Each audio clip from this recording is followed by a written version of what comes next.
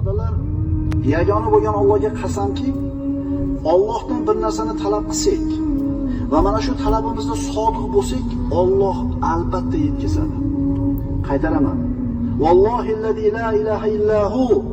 Agar Allohdan bir narsani so'rasak sidq dildan va mana shu narsaga olib boradigan mehnatni erikmasdan nihoyasigacha yetkazsak, Alloh albatta orzuyimizni yetkazadi.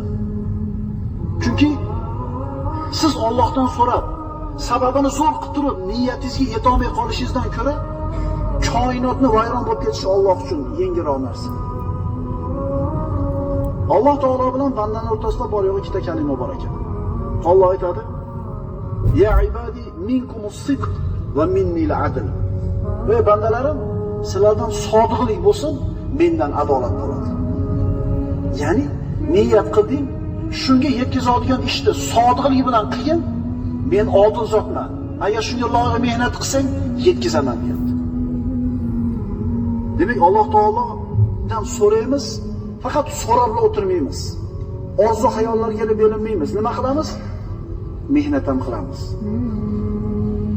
Astagfirullah va tammat kalimatu robbika sidqan va adla. Parvardigoringizning so'zlari sidq va adolatda komil bo'ldi. Uning so'zlarini o'zgartiruvchi yo'qdir. U eshituvchi bilguvchidir. Sizlarning deydi Alloh taolo, xom xayollaringiz ham, ahli kitobning xom xayollari ham haq emas. Kimki yomon amal qilsa, jazosini olur va o'zi uchun Allohdan o'zga bir do'st, mana bir madadkor topmas.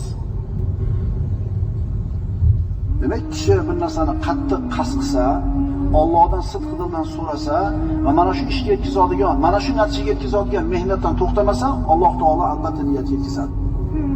Mana hayotda bo'lgan ishlardan 55 ga yetganda Zakariya Ansoriy 55 ga yetganda, bu Ansoriy deganda payg'ambarimiz davridagi ansonlar tushunmaydi.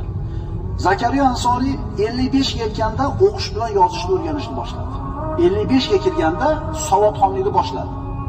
Vafot etayotgan paytda birodarlar Azhar Sharifning shayxlaridan edi.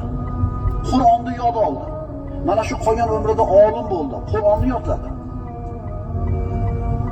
Sodiqligingga qarab insonsan birodar. Faqat orzularingga qarab emas. Chunki mehnatsiz orzuni qadr qiymati bo'lmaydi. Alloh subhanahu va taolo eshitgan ma'ruzalarga amal qilishni barchamizga